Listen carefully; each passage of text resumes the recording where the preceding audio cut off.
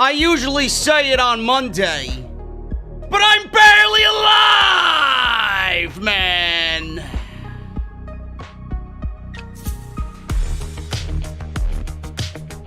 This show was absolutely terrible. Absolutely terrible, man. It was Friday the 13th.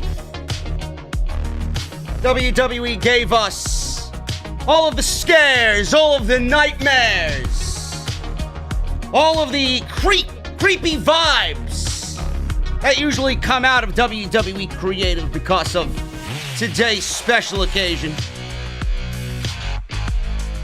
And they fired Zelina Vega tonight. Zelina Vega is no longer a WWE employee. I got the news. I got my opinion on it. Nothing else happened tonight on SmackDown worth anybody's time, so we're gonna dissect Zelina Vega being fired from WWE. What does this mean for Alistair Black?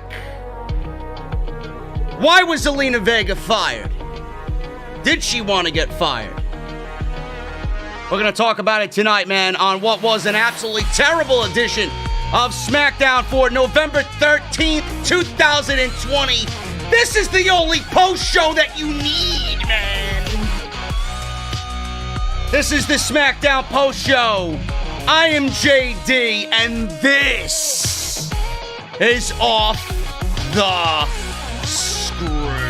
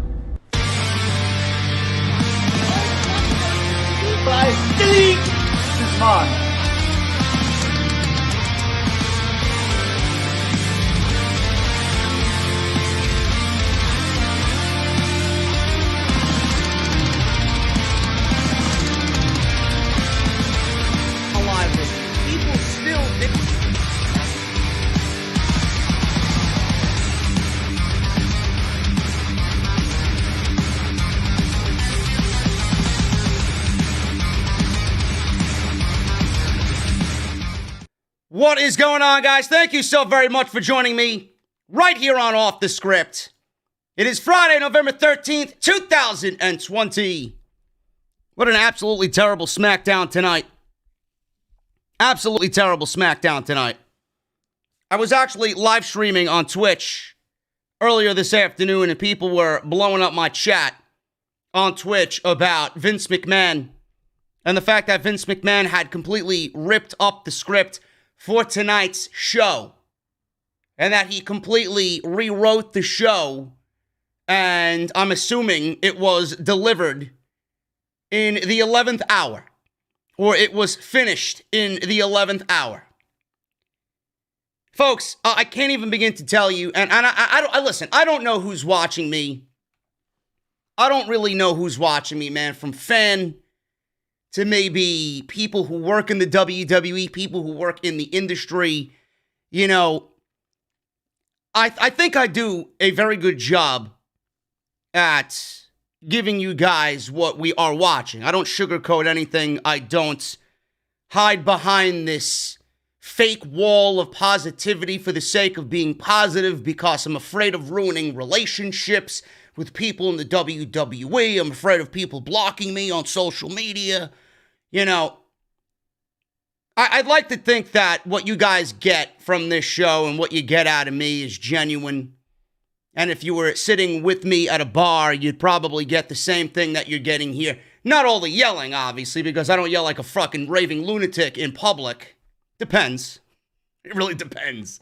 But when a show is delivered to the talent at 7:30, 7:45, and the show is completely ripped up after you had 40 or so writers spend all week.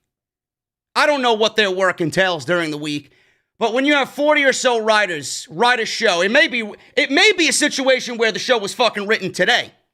and everybody does nothing all week. I don't know. But I would assume that the show is being written all week. You got from one show to the next show. And in between those 7 days, you write a fucking show.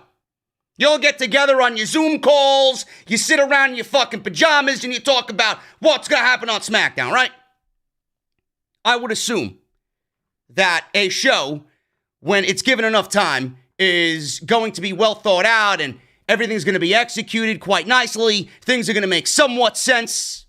When a show is delivered at 7:45 and you have a demented old fuck, Vince McMahon, ripping up a script that his writers wrote, that he refused to approve anything on the show, even the stuff that he actually put in the script he didn't even approve. He changed his own ideas. When that happens, you feel it. You feel it. You know you're watching garbage. You know you're watching a show that is being written by people that don't care. I sense it.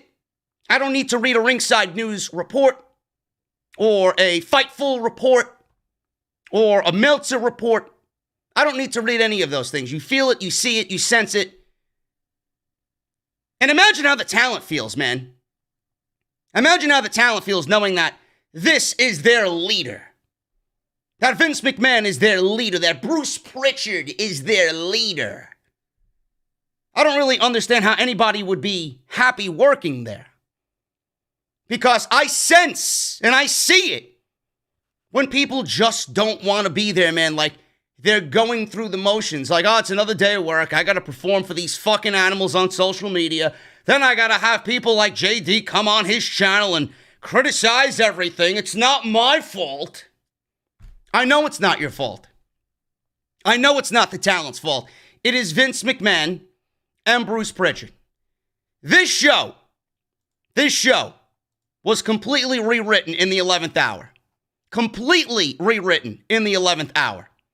And people were linking me the article while I was live on Twitch. Ringside News reported this morning that it was chaotic backstage at SmackDown.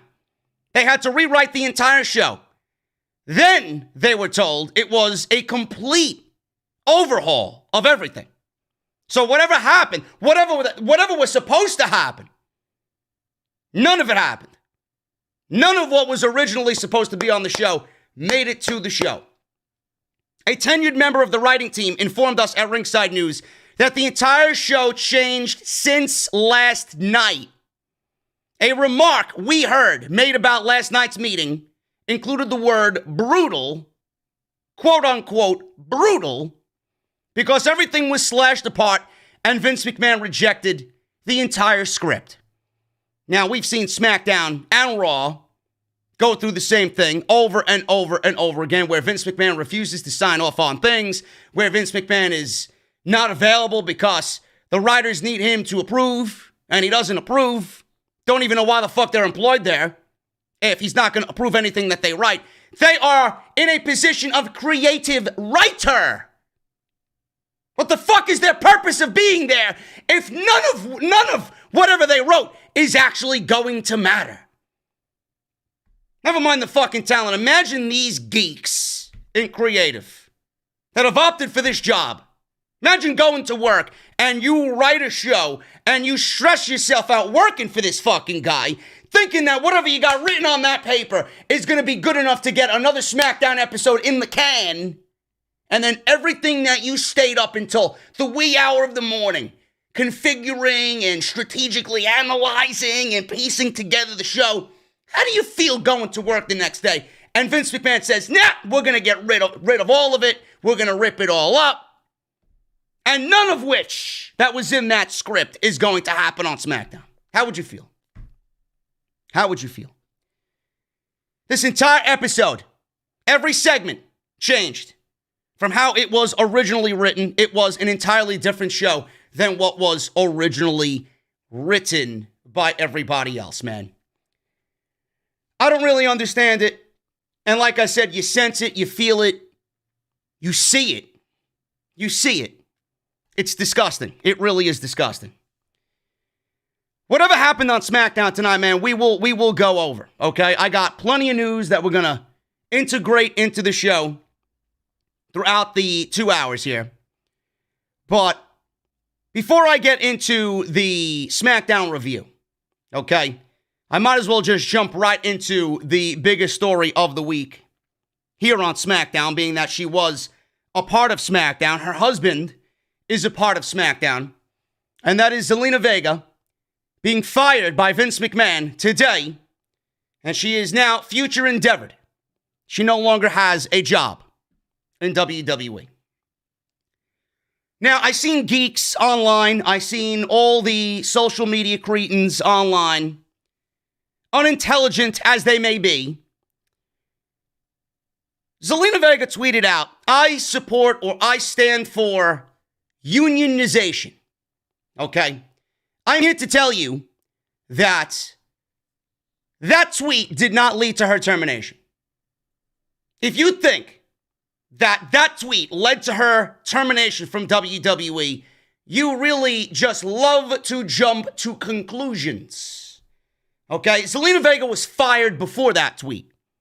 Zelina Vega was fired in the early hours of this afternoon. It just wasn't reported. When you heard about it, it was probably 4 hours old already. Then Zelina Vega tweeted it out, and then WWE coincidentally, happenstance, tweeted out that they've come to terms on the release of Zelina Vega. We wish her her best, and she is future endeavored, okay? The tweet did not get her fired. What got Zelina Vega fired was the fact that she opened up an OnlyFans account. She opened up an OnlyFans account after WWE forced everybody from the top all the way to the bottom, except for NXT. NXT was exempt for some reason. NXT was exempt for some reason from the third-party platform bans, Twitch, Cameo, what have you. Facebook gaming, whatever. NXT was exempt. From the top all the way to the bottom, everybody from AJ Styles to Xavier Woods to Mia Yim, Cesaro, you name it, up and down, had to close down their Twitter and Facebook and Cameo and whatever else related to gaming on Twitch, whatever. Zelina Vega, after all of that, literally 2 weeks after all of that came down on WWE Talent, she opened up an OnlyFans account in which she wasn't selling nudes. They're pretty much nude photos. Almost nude photos. For a very pricey $500. Sets of these photos that she has, I guess, in her archive.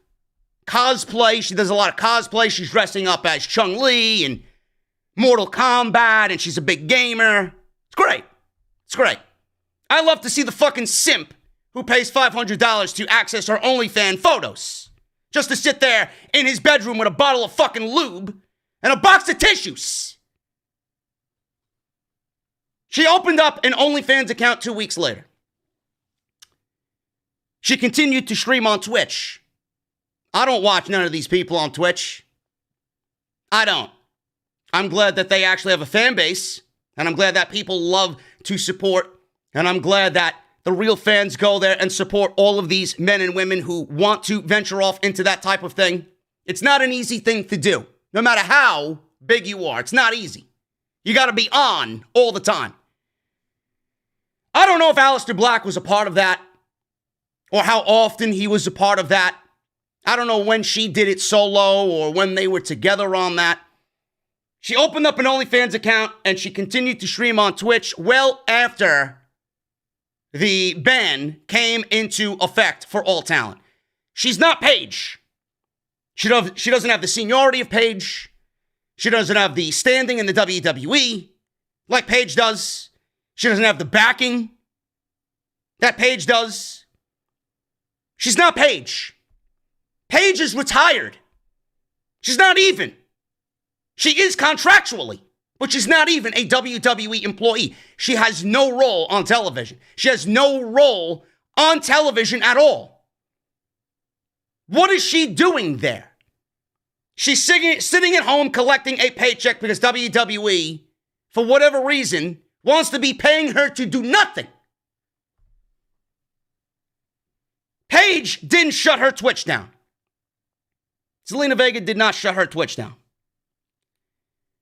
She got fired because she obviously took issue with this. She obviously took issue with everything that was going on. Clearly, she was spoken to. There was a rumored meeting that Vince McMahon was supposed to have with everybody after all of that happened. If that happened, I don't know. That might have been the thing that kind of broke the camel's back here. The meeting might have finally happened.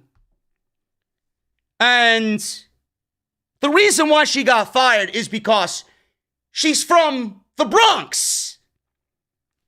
She's from New York. She's stubborn. She's hard-headed. She's ignorant. And when we think that we are right, motherfucker, you are never going to convince us otherwise. I have it. I have that trait. All of us New Yorkers have that trait. Zelina Vega's from New York, Queens, wherever the fuck she's from. Queens, Bronx, whatever. It's all the same. She's from New York. She went into Vince McMahon's office and she sternly put her foot down that this was all wrong. This is bullshit. She stood up for what she believed in. And Zelina Vega got fired for it. Zelina Vega was made an example of because of this Twitch third-party platform ban. I don't know what this is going to result in. It definitely got the attention of Andrew Yang again. I don't know if Vince McMahon really wants to pick this fight. I don't know if Vince McMahon wants to be doing this right now, constantly making everybody unhappy. The talent right now. I don't work there. I don't want to work there no matter how many times the fucking geeks on social media think I want a job with the WWE. I don't. I don't. The talent is being booked in the worst creative ways I have ever seen as a 30-year fan of this product. There's no fucking way they are happy about whatever is happening on TV. They're around this mess. They're around this chaos. And then you bring that down upon them and you put handcuffs on them, pretty much saying you can't play video games, you can't Twitch, you can't do this, you can't do that. WWE had a report today that they're not going back to live touring even if the pandemic is over with. Everything is going to change. That is revenue that is not going to be going into the wrestlers' pockets anymore. That merchandise money is not going into the wrestlers' pockets anymore. How would you feel? Does Vince McMahon really think this is a good move? Does Vince McMahon really need to assert his dominance and his power like this now when people are already sick and tired of the shit that he's doing with the creative? Now you're fucking with their personal lives? What do you want these people to do? Zelina Vega did not get fired over a tweet about unionization. I want you guys to understand that. That tweet was made after she was fired. She was already fired. You just didn't hear about it on social media. Zelina Vega got fired because she put her foot down. She stood up for what was right, and she paid the price. She paid the price. I don't know why she wanted to do that. I don't know why she thought she was going to win that battle. But I respect her for it. I have the utmost respect for her because she did. She did, and Paige did. Now, I'm not a big fan of Paige just because of what happened earlier in the year. I still don't know why Zelina Vega blocked me on social media. I didn't say anything in regards to how she is as a performer. I just ranted about she doesn't deserve a title match and creative sucks. I still don't know why I got banned on Twitter by Zelina Vega. Benched, blocked. I don't get it.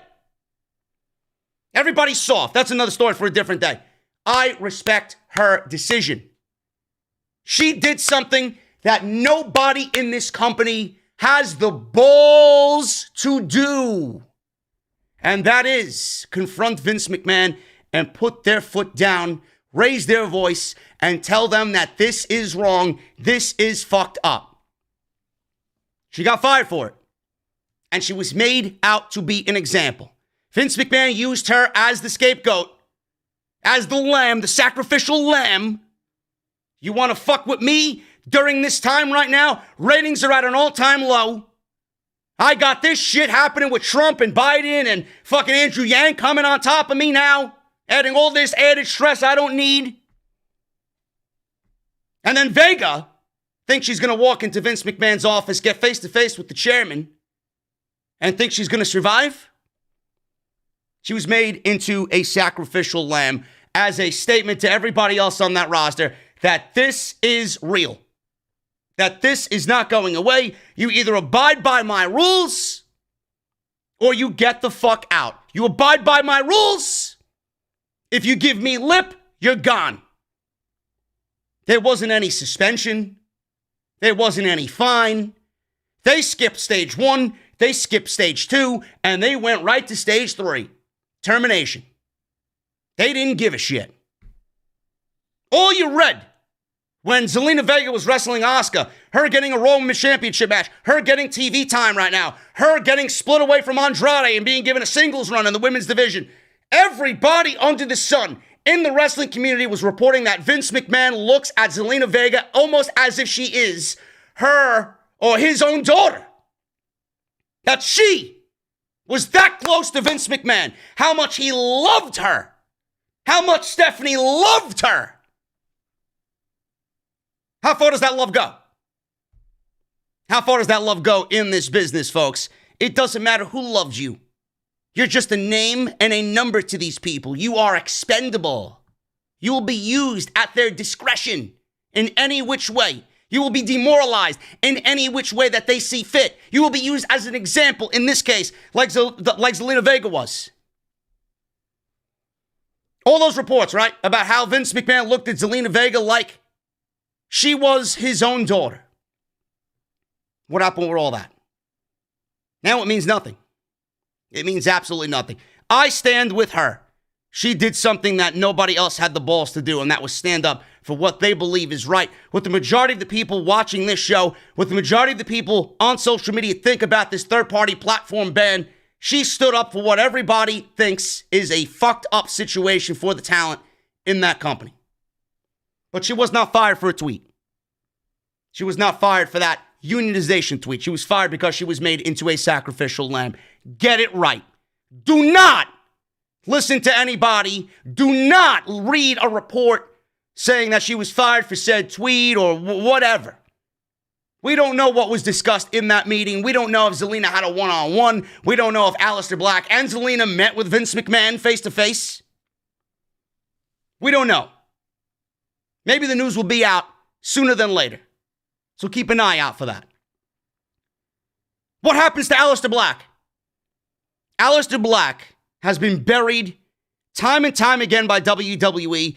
I am so sick of how they've treated who everybody looked at as the next big thing in WWE. The guy had the makings of being the face of WWE. How you fuck somebody like that up, I don't know. Why you would take that gimmick and Alistair Black, the character from NXT, and feel like you need to change him.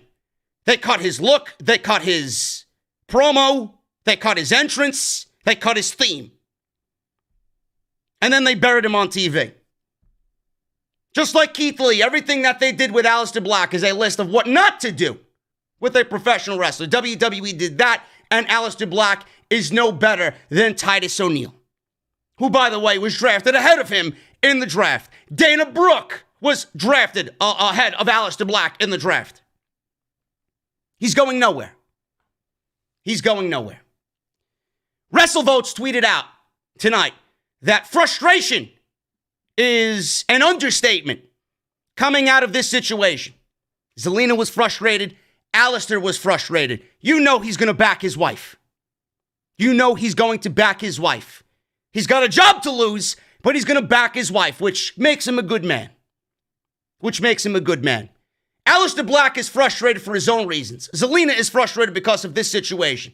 Alistair Black, according to WrestleVotes, requested a move back to NXT. Vince McMahon denied Alistair Black a move back to NXT.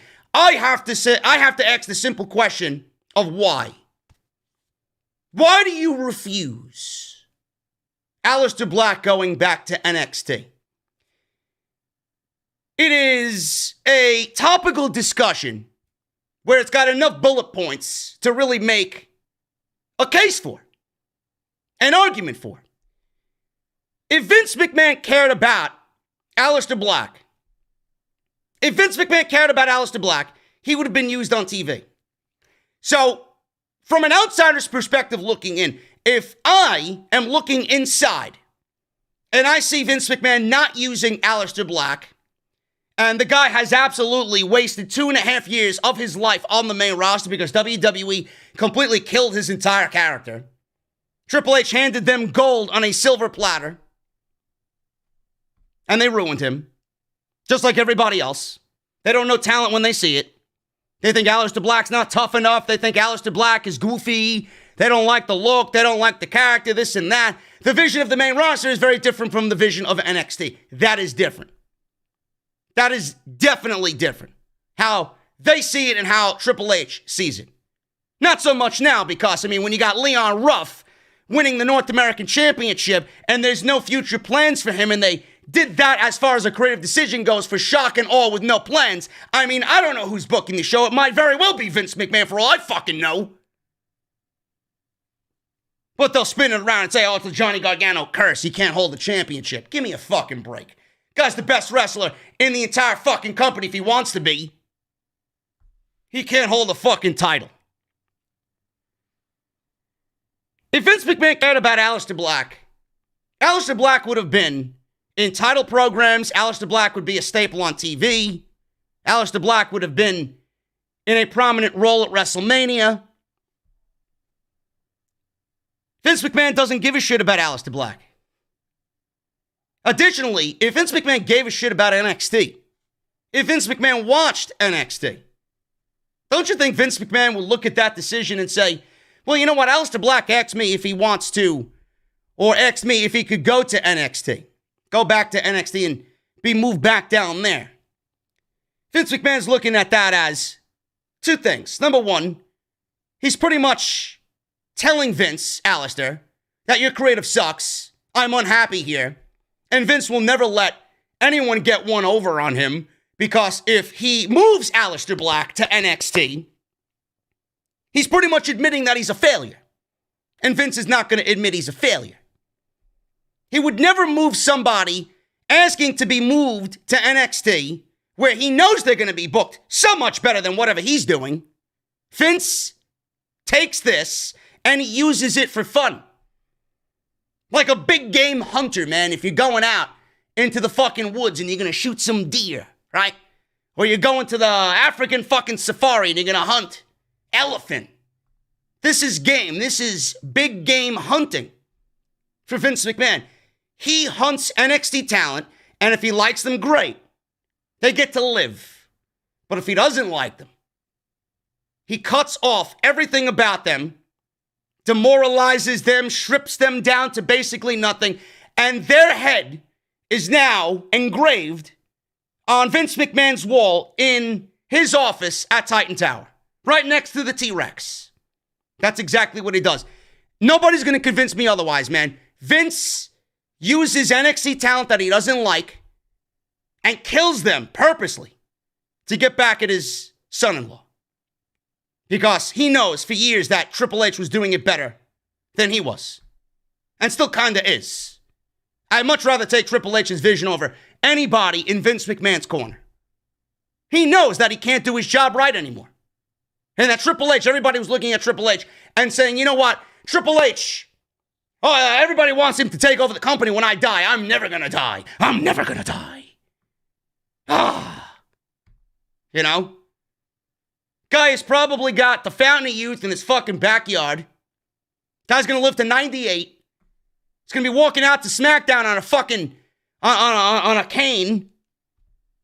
And he's gonna be making matches, telling people you're fired at 98 years old. Go croak already. Nobody's gonna convince me otherwise of that. But if Alistair Black was moved to NXT at Vince McMahon's behest, Vince McMahon would be admitting he's a failure. But again, I ask, if Alistair Black was moved to NXT, don't you think Vince McMahon watches NXT or should watch NXT and see, well, you know what? Balor's hurt. O'Reilly's out. Adam Cole ain't doing much of anything. I mean, they got fucking Pat McAfee in the biggest storyline on WWE television for NXT. Cross is hurt. More than likely, he's not going back to NXT. If he moves back down to NXT, I would be fucking floored. I would be shocked. In fact, I would book Cross to show up at the Survivor Series and take out The Undertaker. Or I would put Cross in the Royal Rumble and maybe have him have a presence there. And then maybe call out The Undertaker for a final match at WrestleMania. Just a little hunch. Cross is out. Balor's out. O'Reilly's out. Velveteen Dream is, forget about it. How many talents has NXT lost? How many talents has NXT lost just by WWE pulling from NXT all year?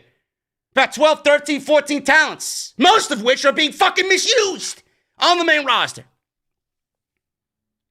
Alistair Black could thrive in NXT. Vince should know that NXT could use somebody like Alistair Black on Wednesday nights because they're kind of hemorrhaging right now. They're hurt, they're bleeding on Wednesday nights. They need some top-tier talent. Him against the Balor, or him against an Adam Cole, or him against an O'Reilly. Him going up against Ciampa, again, him versus Damian Priest. Him versus Dexter Lumis. I mean, up and down that fucking card. That roster. I mean, if you can't find something for Alistair Black to do, what the fuck are you even doing here? You think Vince would know that? He doesn't. He doesn't. So what's going to happen to Alistair Black? Will WWE let him go as well? They'd be stupid to let him go. They'll give him a 90-day non-compete. He'll show up on AEW. And before you know it, when Kenny Omega wins the AEW title, Tommy End would come out and challenge Kenny Omega for the AEW title. Do they want that? And I'm not even saying that, oh my God, all these WWE disgruntled employees are going to go over to Tony Khan and the ratings are going to go up on Wednesday nights. I'm not even saying that. Alistair Black wouldn't be a draw. I don't give a fuck who's a draw and who's not a draw anymore. I just want these men and women to be fucking used properly. I want respect for everybody working there. I want respect for the talents that have been demoralized and have been stripped of literally everything and not been given an opportunity to succeed because of a vision of an old man who is so sorely out of touch, it makes everybody watching the show fucking nauseous. WWE's not going to let Alistair Black go. If they do, I'd be fucking shocked. For all we know, Alistair Black may have 8 weeks of fucking tables. I wouldn't be surprised if Nia Jax shows up on SmackDown to put Alistair Black through the SmackDown announce table just like she's doing to Lana. That's been the joke going around now. Zelina Vega is fired. Alistair Black's got 8 weeks of fucking tables ready for him to go through. I don't know what's going to happen here. I really don't. Zelina was on Twitch during SmackDown tonight. She was very emotional. I was watching a little bit of it. She was raking in the money tonight. People were so supportive of her, subscribing to the Twitch, donating, feeling sorry for what happened. And she's going to continue to get that because she did something that, like I said, people in the WWE don't have the balls to do, which I don't respect them for. When something is wrong, you say something and speak up. They can't fire everybody. This is why me and everybody else in the fucking podcasting realm have been saying if you guys collectively get together and you do what Vega did in number, you roll in there 12 deep. Vince ain't gonna fire all of you. She went in there with Black or she went in there by herself. It's easy for Vince to pinpoint one instead of 12. He's seen the one. She gave him a lip. She stood up for what was right or what she believed in. Goodbye. She was on Twitch. She was emotional. She was crying. She said The Asuka match for the Raw Women's Championship, she dedicated to her father, who I believe had passed. He had his name engraved on her wrestling gear, and she was very emotional when she walked out, and she dedicated that match to him, or that series of matches to him, being that it was very important to her.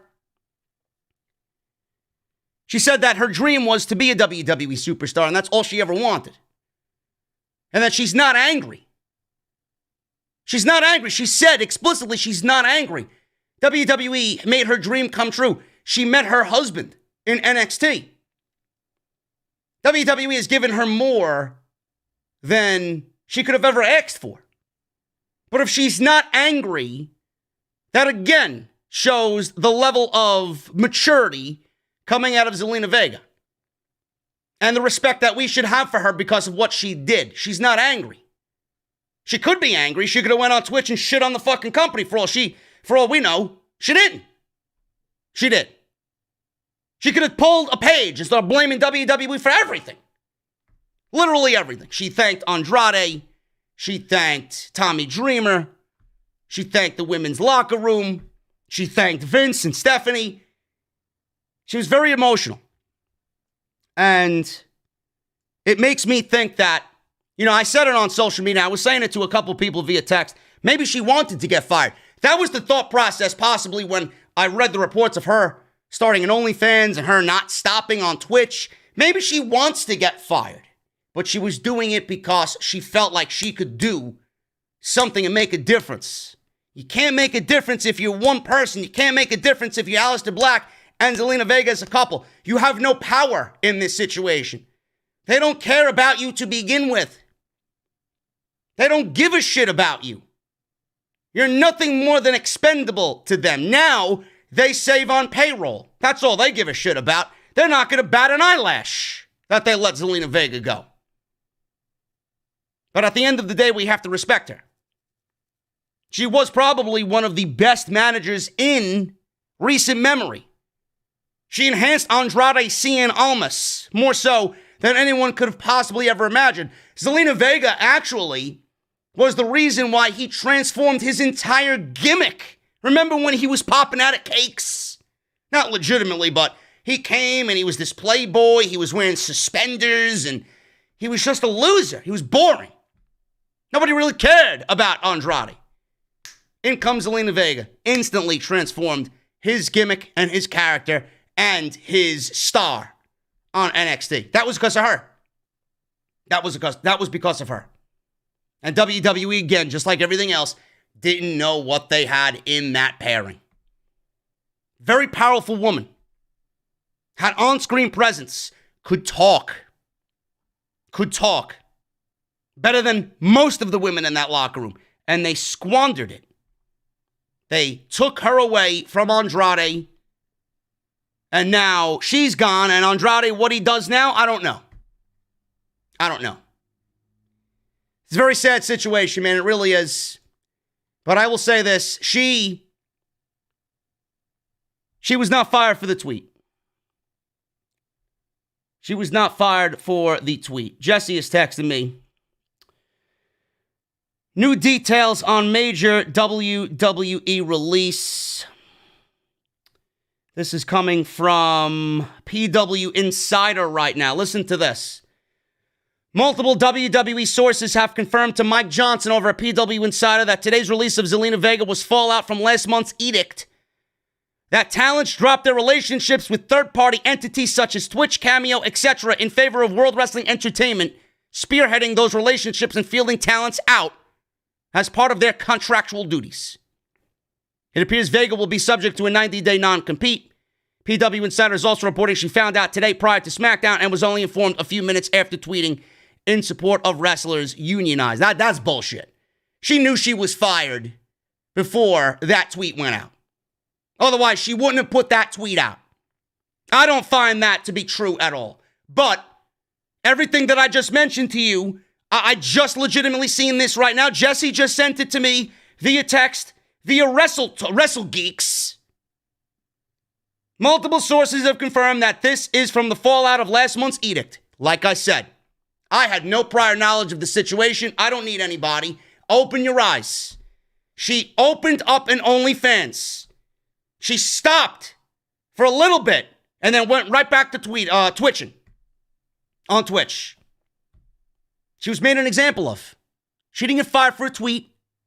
She was made an example of because WWE thinks they are right and everybody else thinks that they are wrong. I don't know what else to say about this. That's pretty much all I have on that. And I wish her the best, man. You know, I never had any ill will towards her at all. She is a very talented woman. She made Andrade who he is today on WWE television. She was the backbone of that act. And I respect her decision for doing what she felt was right. There's nobody in that company had the balls to do what she did. She's going to find success wherever she goes. No matter where she goes, man, somebody will realize what she possesses. She's a very talented individual. I'm not a big fan of her in the ring. I don't want to see her wrestle. Her money and her talent is in the microphone. That's where she thrives and that's where she shines. She will find work somewhere. Whether it's with AEW, whether she doesn't do it, maybe she goes Twitch full time. Who the fuck knows? At the end of the day, the only thing that matters here is that she is happy. That is it. I guarantee you, the majority of that roster in WWE right now is not happy. She now can start the rehabilitation process. Nobody in that company is happy. Nobody. If they tell you otherwise, they are full of shit. Nobody is happy, creatively and for what WWE is doing to them right now. Nobody. The most important thing is that she is happy. The venom has been pulled out. She can now start new, start fresh, clean. That poison, that Vince McMahon poison, man. Don't let it get to you, please. That is all I got on Vega. Anything else, I will, again, update you guys on this weekend's podcast, episode 352 of Off the Script.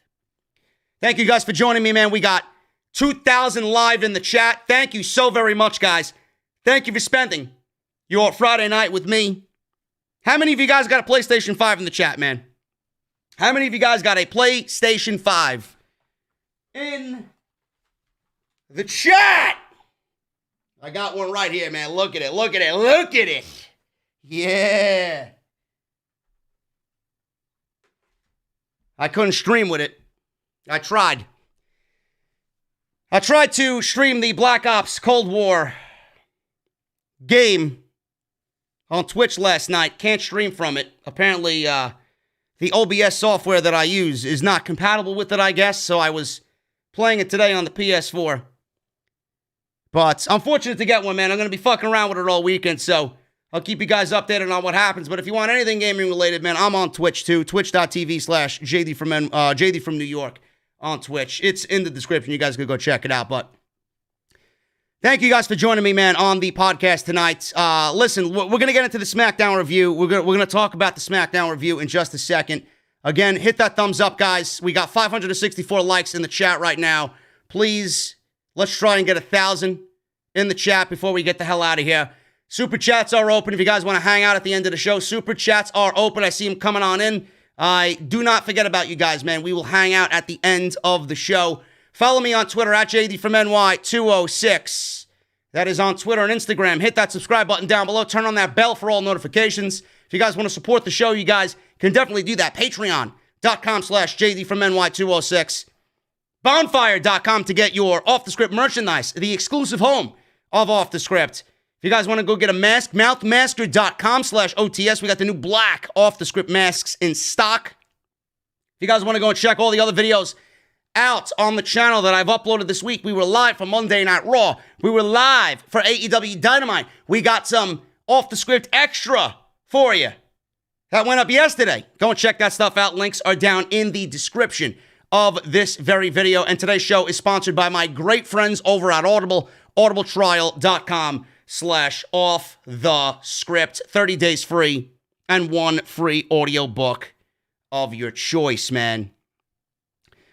Let's get into this SmackDown show. This show was absolutely fucking terrible. The show was written in the 11th hour, and it felt it. And it definitely showcased no logic and just creative booking all over the place, man. Roman Reigns started the show. He came out with Paul Heyman. Roman Reigns had a t-shirt on that said, "Show up and win."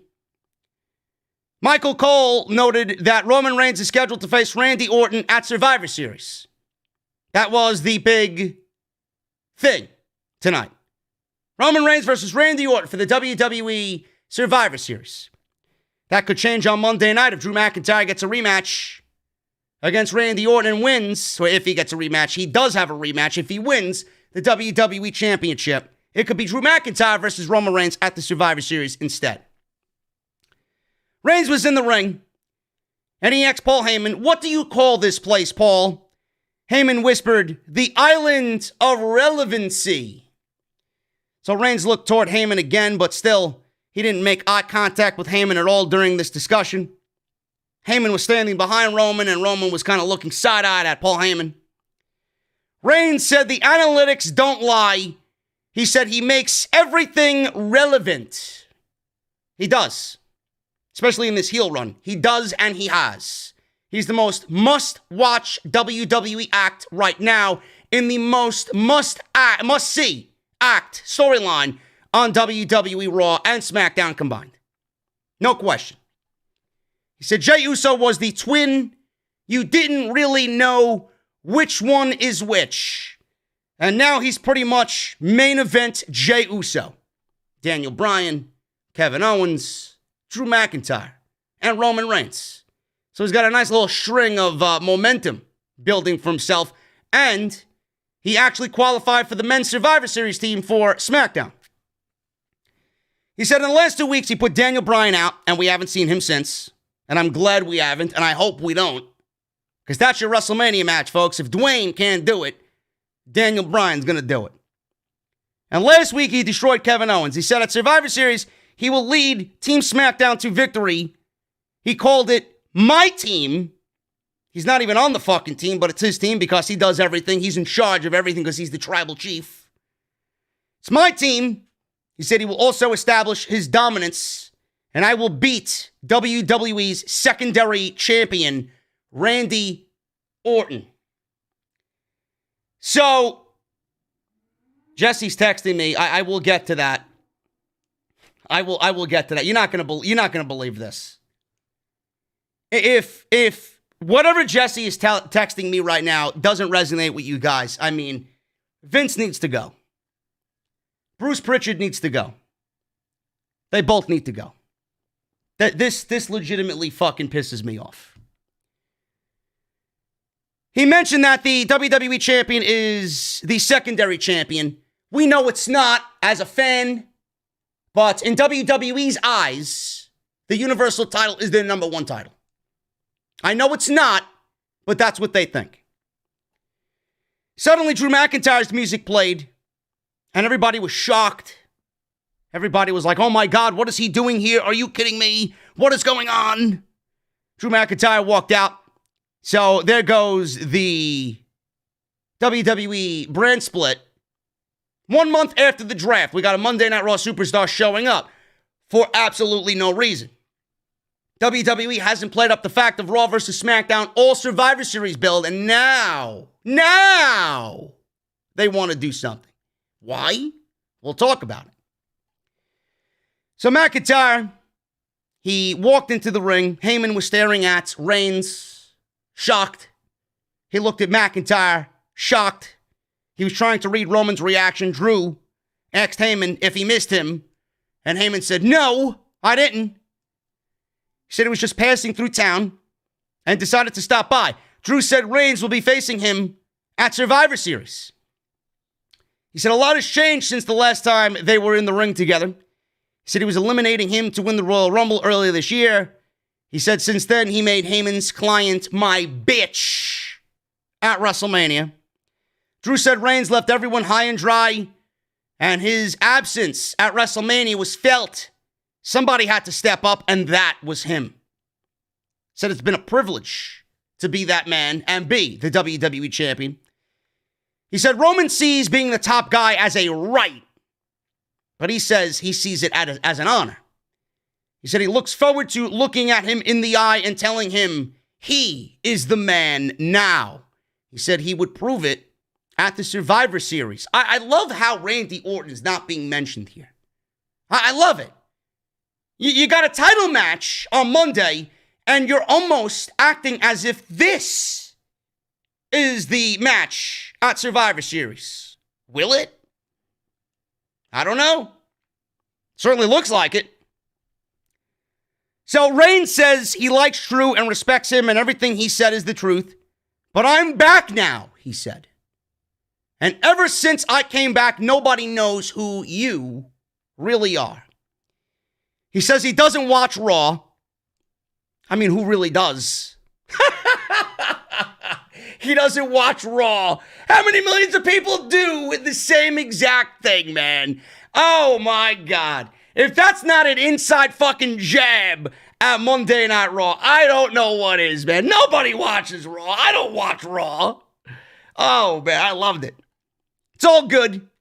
Nobody does, he says, because they're all watching SmackDown. They're all watching SmackDown because they're all watching me.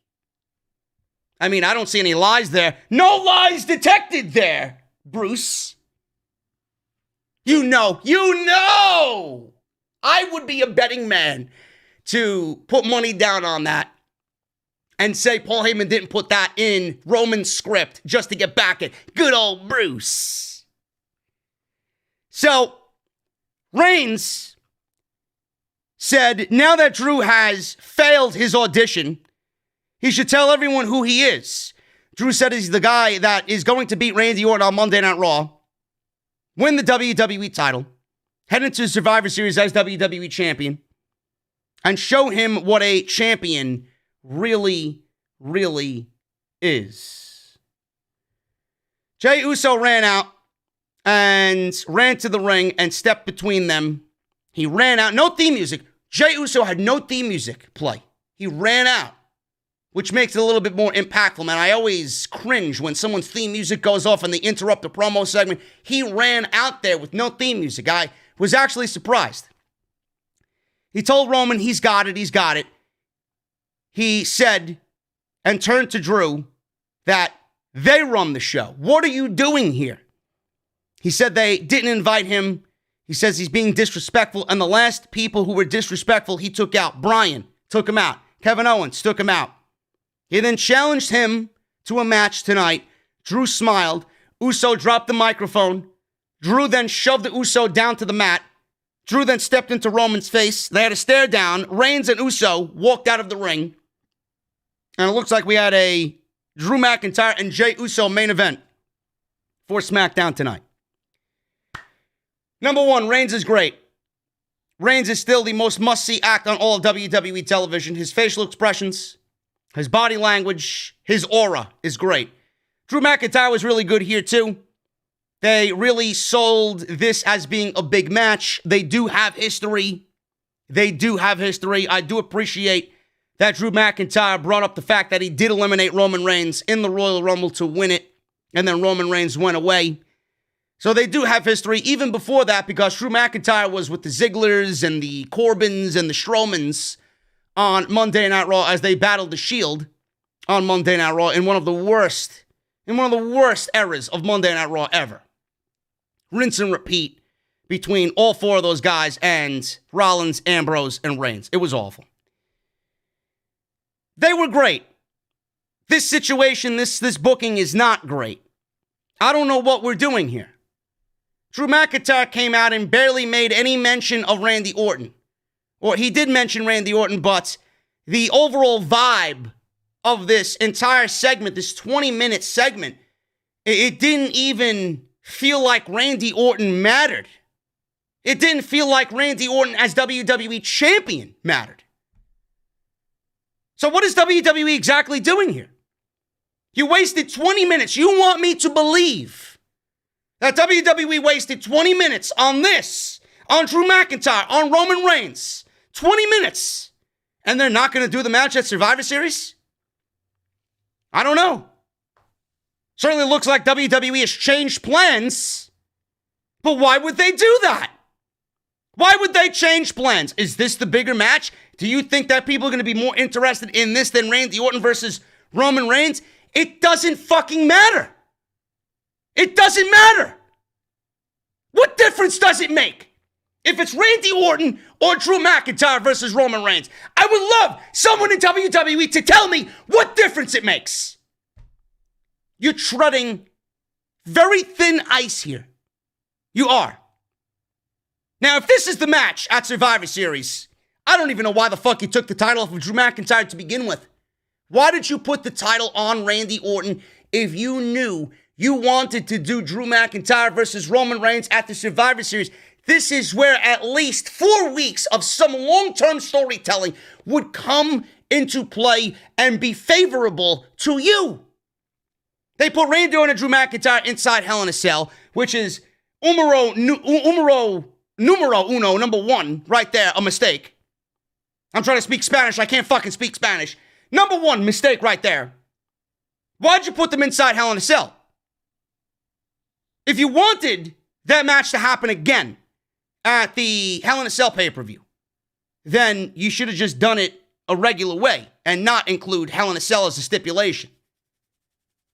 I don't see WWE putting the title on Drew McIntyre to drop it to Randy Orton, to drop it back to Drew McIntyre, and then wrestle Roman Reigns at Survivor Series. What difference does it make?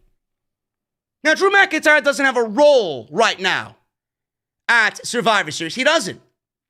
He was supposed to be the team captain for Team Raw. That's not happening. So what is Drew McIntyre doing at the Survivor Series? They're clearly going to do something with him. They're going to do something with him. Maybe this is that something. If he doesn't wrestle Roman Reigns, he's probably got Bray Wyatt one-on-one. Or maybe they just leave him off the Survivor Series card completely. I doubt that. But maybe he goes one-on-one with Bray Wyatt. One of two things is going to happen here. And WWE is just going around in circles. If it's Drew McIntyre versus Roman Reigns, you have to ask yourself one question. Who wins the match? Neither of those guys can afford a loss. How do you book an outcome? How do you book a finish? It will be the same thing with Randy Orton and Roman Reigns. Who wins the fucking match? WWE is simply going around in circles. One match is going to yield all the same results, no matter what. And The Fiend is going to be fucked in the end. Because Bray Wyatt is the ultimate loser in this situation. If it's Randy Orton versus Roman Reigns, then you got Drew McIntyre versus The Fiend. Who wins that match? The Fiend is going to beat Drew McIntyre. Drew McIntyre's your guy. Drew McIntyre's got to look strong, right? Who wins that match? If it's Drew McIntyre versus Roman Reigns, Randy Orton more than likely is going to get Bray Wyatt, The Fiend. Who wins that match? Who wins that match? Unless Roman Reigns shows up on Monday Night Raw and fucks Drew McIntyre out of a championship match. I could see that happening now after tonight. Maybe that's their out. Maybe WWE was giving you a glimpse into their future. That was their out on Monday Night Raw because they can't take the title off of Randy Orton. Why the fuck did you put the title on him to begin with? They put the title on Randy Orton for a reason. That reason is not Roman Reigns. That reason is not Drew McIntyre. That reason is not Bray Wyatt. That reason is not The Miz. That reason is Edge at WrestleMania. WWE put the WWE Championship on Randy Orton for WrestleMania and Edge. I don't think it makes any other sense in any other way. It doesn't. So if WWE goes and does all of this with McIntyre, Orton, and The Fiend, well, what is it going to result in? McIntyre losing and Bray Wyatt losing. It makes no difference whatsoever. No matter what the match is at Survivor Series, it doesn't matter. Does Roman Reigns show up on Monday Night Raw? Does Roman Reigns involve himself and fuck Drew McIntyre over? Does Jay Uso show up since he unceremoniously showed up on SmackDown tonight? They could do the same thing. And you know Monday Night Raw is bleeding ratings right now, so if Roman Reigns shows up on Monday Night Raw in the opening segment and people get word on social media, people might actually tune in to watch the hottest guy in the entire industry right now on Monday night. What is he going to do? What is he going to say?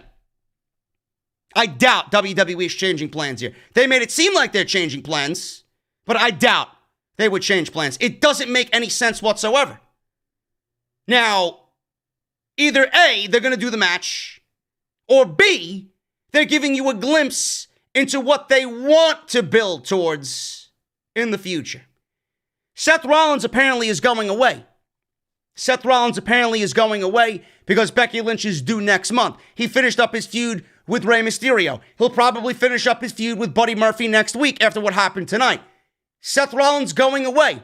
Is this a Fox network? Is this a Fox Sports call? They know Seth Rollins is going away. They know Seth Rollins is probably going to be off TV for several weeks. Did Fox request Drew McIntyre on SmackDown to fill in the void of Seth Rollins not being there? And if you take Drew McIntyre away from Monday Night Raw and you put him on SmackDown to fill the void of Seth Rollins, who are you going to fill in on Monday night? Was a trade made? Is WWE making trades? Did somebody get drafted from NXT? Are we going to see Adam Cole show up on Monday Night Raw? Are they going to fill somebody from NXT on Monday night? I don't know, man. There's more questions than anything in regards to this situation. But at the end of the day, I'm telling you right now, it doesn't matter if it's Randy versus Roman or Drew versus Roman. The end result will be the same. None of them can afford a loss.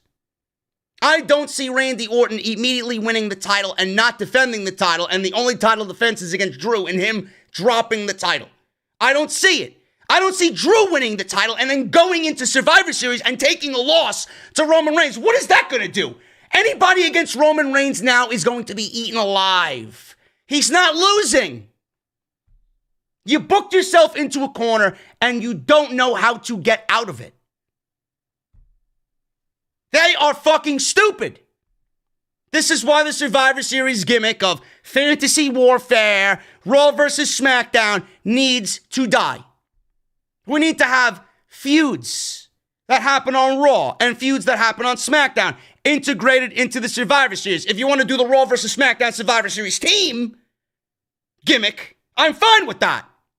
But when you start meddling with the Sashas versus the Asukas and the Reigns versus the Ortons, the Sami Zayns versus the Bobby Lashleys, the New Days versus the Street Profits, in all of those championship versus championship matches, none of them can afford a loss.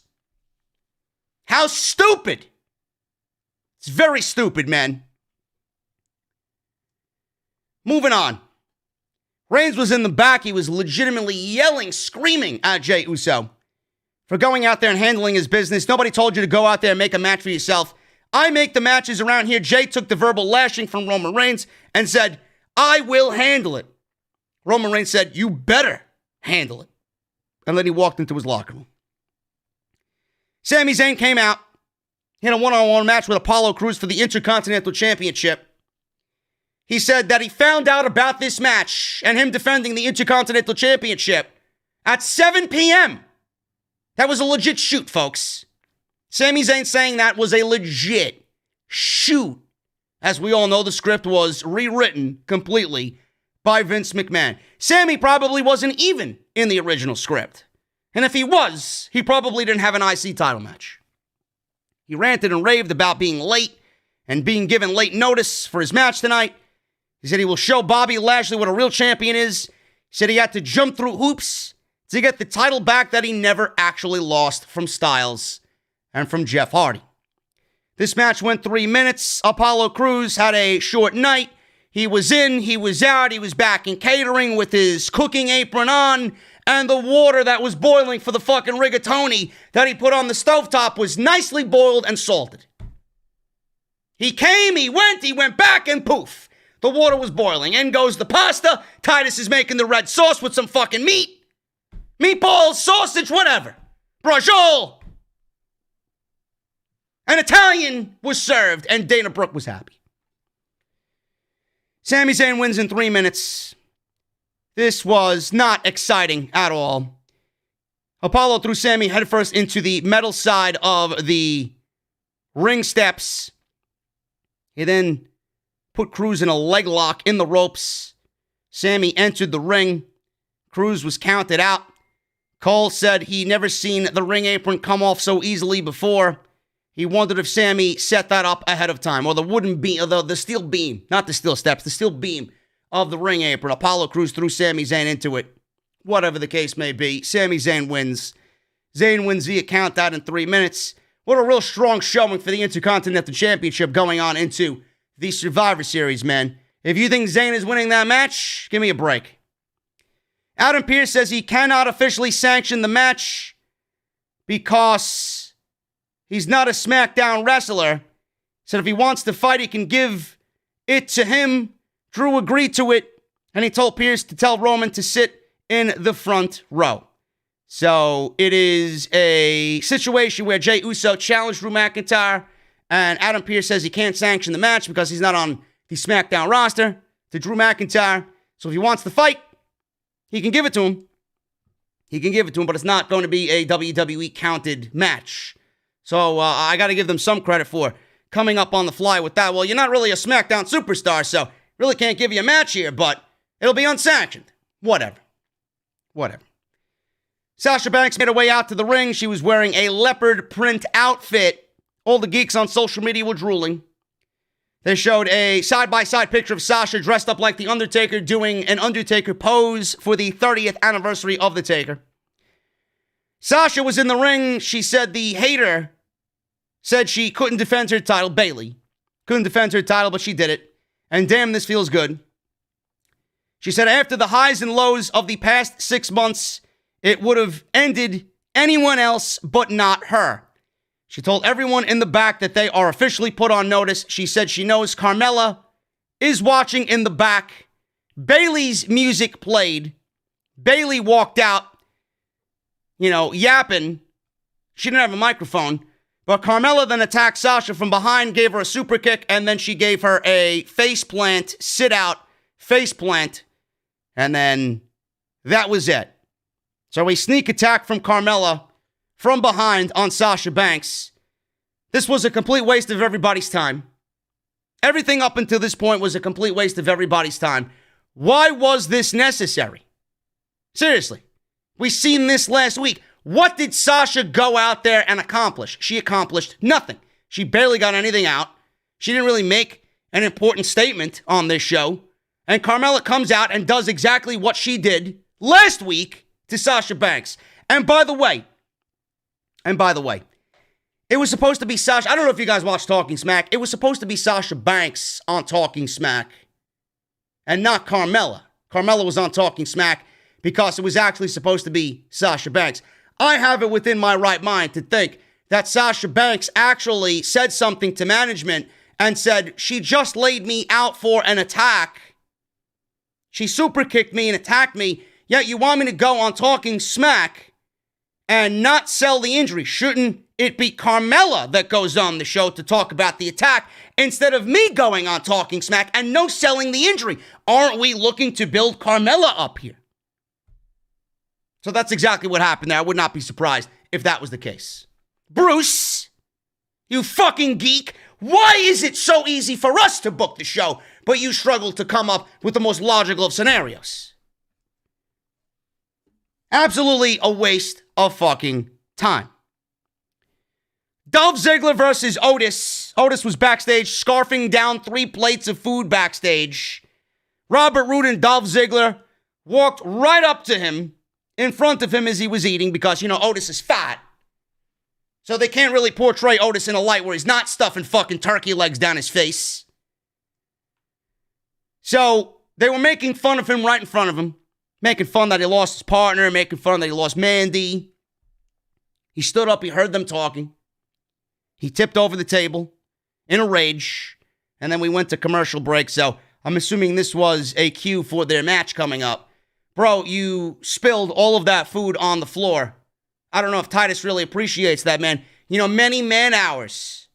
Many napkins were folded by Dana Brooke So that nice table was set up for you.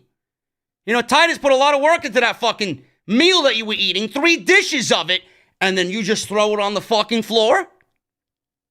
I don't know, man. Usually you're a VIP in the catering department, bro. Normally you get to kind of squeeze to the front of the line. I don't know if Titus is going to appreciate that, man. You went from number 1 in line to all the way to number 17.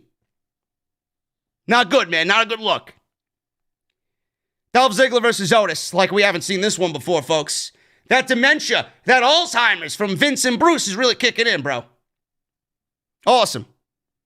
Maybe they didn't realize that we've seen this match for 5 straight months leading to WrestleMania. Otis wins in 2 minutes because Dolph Ziggler's a fucking loser.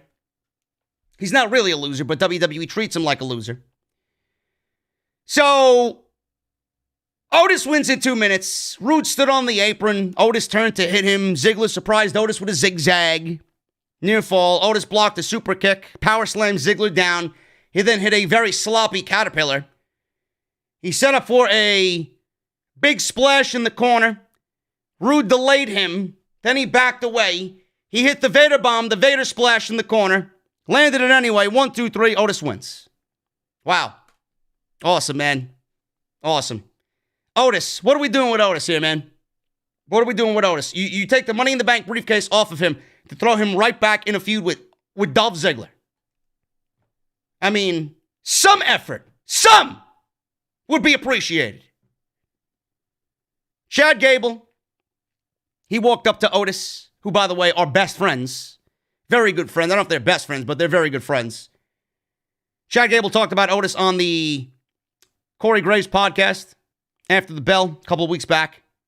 They trained together. They came up together. They've known each other for a very long time. Chad Gable walked up to Otis and he told him he needs to be doing that every single week. You could be doing that to anybody, he said. But what you need is some discipline. You need a mentor, someone to help you unlock your inner alpha. He handed him a brochure for the Alpha Academy, and Otis was really excited and really into it. You know, it makes me think about Jason Jordan, man. We haven't seen Jason Jordan in the ring in 3 years. 3 years. Makes me think how great American Alpha really were, man, and how WWE split them up for absolutely no reason. Absolutely no reason. They had Jason Jordan on Monday Night Raw, man. He was giving you gems with Rollins, with Cena. Remember those matches? I do. He was great. He was really great, man. American Alpha was fucking great. The hot tag to Jason Jordan, the explosive offense. I don't know how anybody didn't see money in them. I really don't. I really don't understand it. And then I see them break up Heavy Machinery. It's almost as if, again, it's done for game. It's done for sport, you know? Like they do it to get a kick out of it. They do it for their own pleasure. They do it for laughs. They split Otis from Tucker. Tucker is now a nobody on Monday Night Raw. A perfectly good tag team in Heavy Machinery broken up for what? Now we see Otis floundering on SmackDown doing nothing. And I don't know if this is going to lead to Chad Gable mentoring Otis or what the Alpha Academy really means. But can you imagine if WWE split Otis from Tucker, which was a perfect pairing tag team, to put Otis in a situation where he drops the Money in the Bank briefcase? They got no plans for him, and now they plan to put him with Chad Gable in a tag team.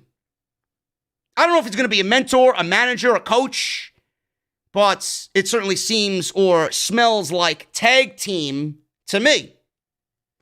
I mean, I don't understand the reason behind that. It's like you're going backwards. I don't know what's going on here, but clearly this was not a Vince McMahon initiative. Vince doesn't give a fuck about Otis, clearly. Vince doesn't give a shit about Chad Gable, clearly. I guarantee you this was a Daniel Bryan creative move here. Daniel Bryan loves both of these guys. We haven't seen Chad Gable on TV in weeks after he dropped Shorty G. The reason why he dropped Shorty G was because it was a creative decision given to Vince McMahon and created by Daniel Bryan. Daniel Bryan's a big fan of Chad Gable. Chad Gable has many big fans backstage. This is a Daniel Bryan thing. If it comes out in the news why this is a pairing, this is a Daniel Bryan thing. Seth Rollins with Murphy versus Rey Mysterio. This, according to WWE, is the final chapter. Sure thing. Sure thing. Got news on Seth Rollins. First of all, the news today said the storyline wasn't wrapping up until December or January. It wrapped up tonight. So clearly they were wrong. Now, Seth Rollins still has issues with Buddy Murphy. That might not be wrapping up until December or January, but at least he's done with the Mysterio family. And even said so himself tonight.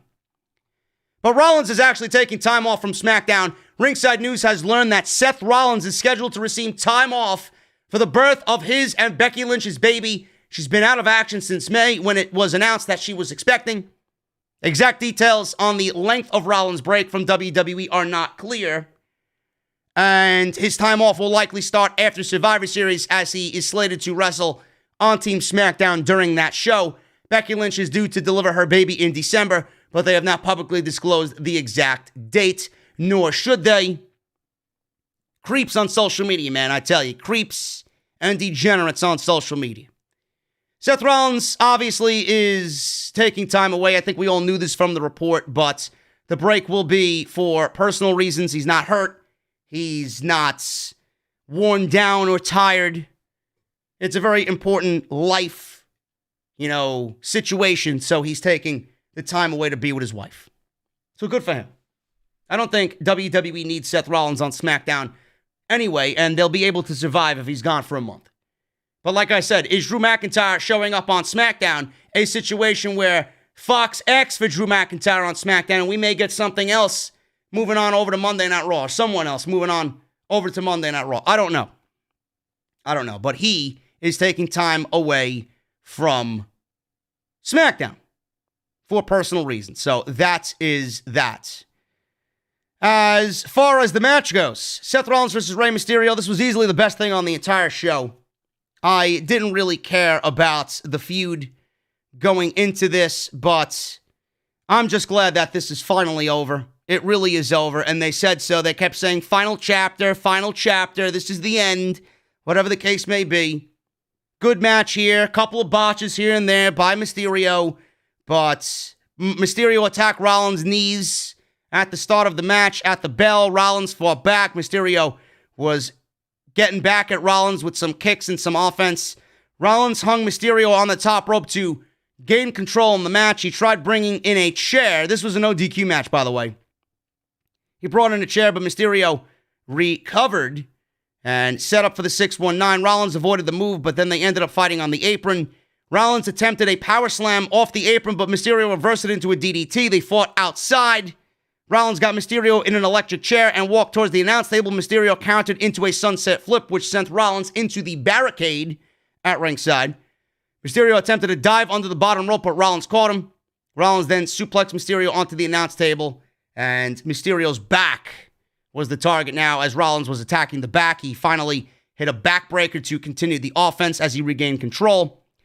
Rollins then took a steel chair and wedged it in between the top and second turnbuckle. Mysterio avoided going into the chair and hit a springboard senton. He then hit a bulldog for a near fall on Rollins. Rollins fought back and threw Mysterio under the bottom rope to the floor. Rollins then hit Mysterio with the ringside steps. He placed Mysterio on top of the steps in the middle of the aisleway. And Rollins was in control. He was continuing to target Rey Mysterio's back. They fought, and they brought in a table, set up the table. Rollins went for the three amigo suplexes with the third into the table. Mysterio avoided a third suplex. He slid under the table, but Rollins pushed the table into Mysterio. This was a very good match up until this point. Mysterio and Rollins fought on the top turnbuckle. Mysterio attempted a Hurricane Rana, but Rollins reversed it into a powerbomb, and they actually slipped. Could have been disastrous. They actually slipped off the turnbuckle with Rollins holding on to Mysterio. Rollins recovered the best that he could and hit a powerbomb off of the second rope through the table on Mysterio. Rollins tried to jam the chair that was in the ring into Mysterio's eye, the bottom of the chair, into Mysterio's eye, but Dominic pulled Rollins out of the ring. Rollins knocked down Dominic and got in Aaliyah's face. Murphy came around to the other side of the ring. Murphy jumped into the ring and handed the chair to Rollins.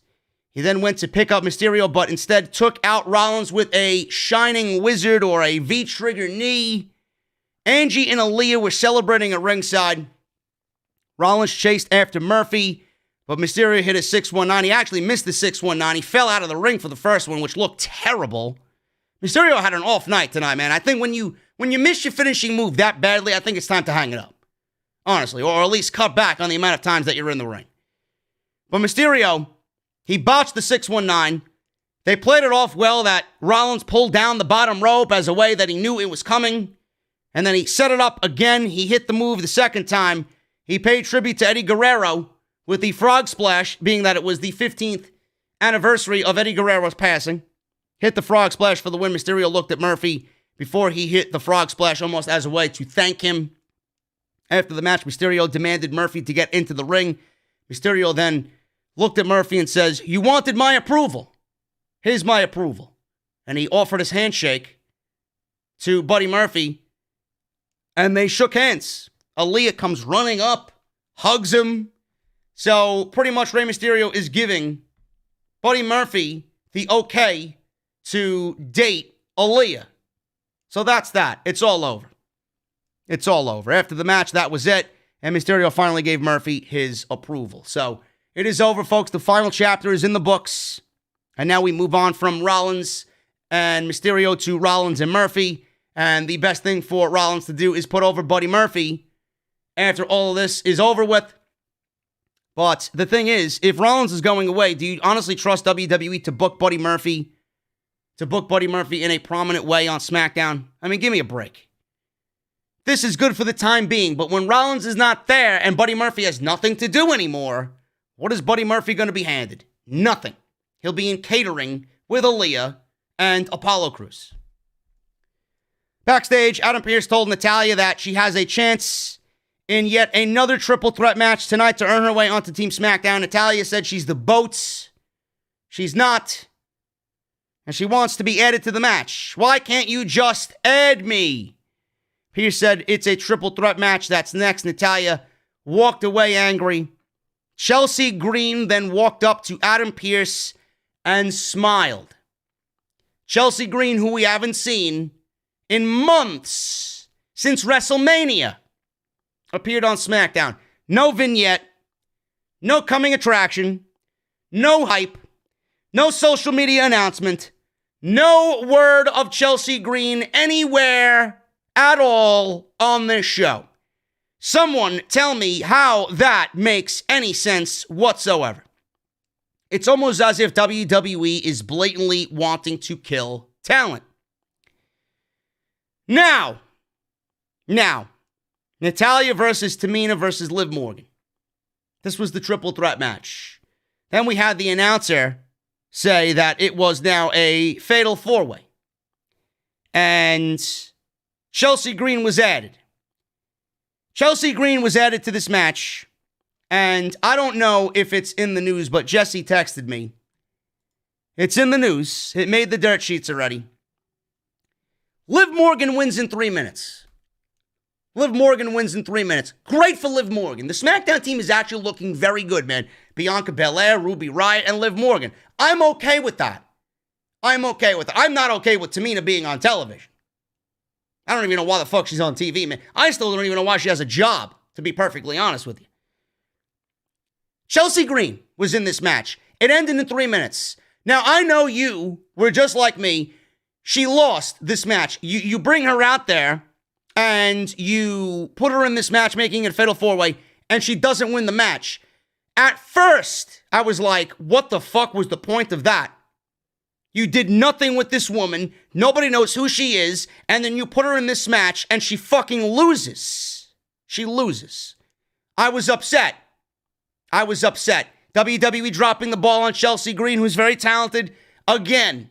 Did nothing with her. Again. Killing talent. Again.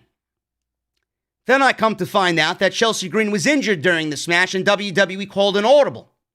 She was actually supposed to win the match. Green noted on Instagram that she broke her arm. She broke her arm during this match. I don't know how. I don't know when. I don't know where. But she broke her arm. No other details were provided on what exactly happened to cause the injury, but it may have happened when she took a bump to the floor outside of the ring after being drop-kicked by Liv Morgan. Chelsea Green tweeted, "Just another twist in my WWE story tonight. If you wondered where I went after my entrance, here's your answer. Another broken arm. Nothing I haven't dealt with before. I'll be back before you know it." Chelsea Green, medical update. During the Fatal 4-Way qualifying match for the opportunity to qualify for the SmackDown Women's Survivor Series team on Friday evening, Chelsea Green suffered a broken left wrist, or broken arm. She says a broken arm. WWE says broken wrist. Chelsea Green was taken to a local hospital for further evaluation. I don't even know why the fuck she was there. I could yell. I could rant. I could fucking scream at the top of my lungs. Folks, this is WWE's negligence with talent. This is their negligence with talent. First of all, why was she put in this match? Now, first of all, let me backtrack. Is she made of tinfoil? What is she made of? She broke her wrist in NXT. That's the reason why she was out for a couple weeks. Literally, when she made her debut in NXT, she broke her wrist. I think it was in a match against Candice LeRae that didn't air on NXT television. This is when NXT was on the network. And then she came back. She got the Robert Stone treatment. She was teaming with Charlotte Flair, and they were going to push her, right? Then she goes away for God knows how long. Probably hasn't had a match since March, April of this year. No vignette. No identity. No story. Nobody knows who she is. WWE put her in this match for absolutely no reason whatsoever. And this is the result of it.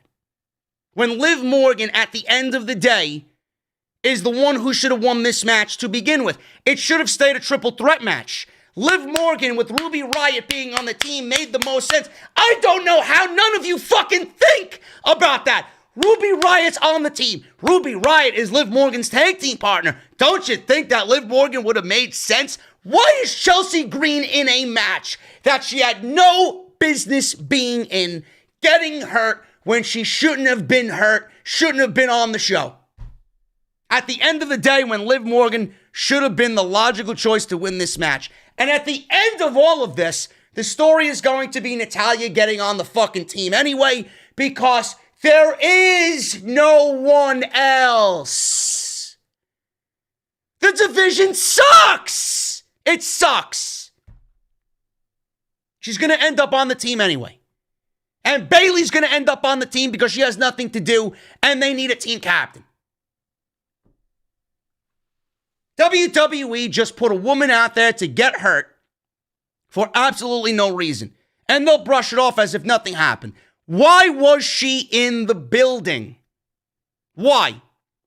Did Vince McMahon realize that she had, been in catering too long? Where are all the chocolate chip cookies going at dessert? Why can't I get any? Oh, it's Chelsea Green. She's taking all of them. I'll show her. Put her in a match. Put her in a match. Absolutely fun. They should all be ashamed of themselves, man. They should all be ashamed of themselves. Backstage, Big E. He won a bet with some fucking geek in a suit. Jump roping. The Street Profits walked up to Big E. They offered him an apology. He presented them, or they presented him with trays of food in the shape of an L. Man, Titus Catering was busy tonight, huh? People playing with food, people fucking organizing. Was this for Big E? Or did this come from Humberto's locker room? You know? The letter L. Ha, ha, ha. Oh, that's not, he's the Count. Who does the alphabet on fucking Sesame Street, man? Elmo? Who does the alphabet on Sesame Street? Oscar? Oscar the Grouch. They presented him trays of food in the shape of an L. Big E noticed and asked. The Profits laughed and said it's because New Day will lose at the Survivor Series Big E said the L signifies that they are New Day light. Big E then laughed in their faces and then left. Whatever, man. I'm so over this shit. I really am. Drew McIntyre versus Jay Uso. This was the main event of the show because fuck the brand split and fuck Monday Night Raw and everything that happens on this show. You know, I thought Survivor Series was the only time of the year where Monday Night Raw battles SmackDown. Happened tonight. Can't say that anymore, right? Michael Cole? I will be mentioning that on Sunday night when I review the Survivor Series. One time a year. How many times they said it, too? One time a year where Monday Night Raw battles SmackDown for supremacy in WWE. Really? We just seen Drew McIntyre versus Jay Uso. Drew McIntyre's a Monday Night Raw superstar. Clearly 2 weeks ago, Michael Cole. You can't be that fucking blind. I got news on Jay Uso. Jay Uso, he actually spoke on those who say he's not supposed to be a singles wrestler, man. They really highlighted tonight that he's been on a string of momentum. Daniel Bryan, Kevin Owens, Drew McIntyre, Roman Reigns, main event after main event after main event on pay-per-view and on SmackDown. He actually spoke to Caleb Braxton about this. I believe it was on The Bump. And Jey Uso called his current situation with Roman Reigns a double-edged sword. He says he is getting a better spotlight with the company, but there are also a lot of people who simply don't believe he can handle that spot. He says, and I quote, "It's like a double-edged sword. You know, I'm in that position trying to fight from under, and you got the whole world saying I don't belong there." We have not said that. We said it on night one. We haven't said it since. So I don't know who he's talking about. You got the whole world talking a whole bunch of crap like I'm not the guy supposed to be running with this thing, and now we give the world what they want to see, and now the whole world says, oh, why you do that? Why you do this? Man, you all don't know what the hell you want, but I know I got to do what I need to do to provide for my family. End quote. They're elevating Jey Uso. And with Jey Uso elevated, when Jimmy comes back, he's going to slide right into that and feel whatever Jey Uso has done over the last couple of months. And the idea is to build a story. The idea is to build a group around Roman Reigns. You can't have Roman Reigns being associated with the Usos who have been hurt. You know, it would be a different story if the Usos came back from injury and Jey was off TV this entire time and not giving him an opportunity and wait till Jimmy comes back.